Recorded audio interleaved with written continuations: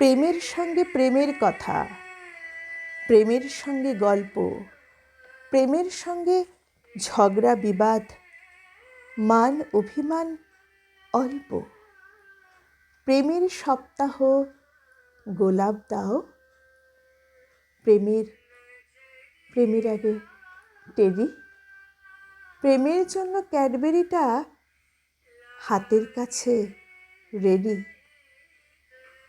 এসব ছাড়াও আরও আছে হাগ, কিস আর প্রপোজ।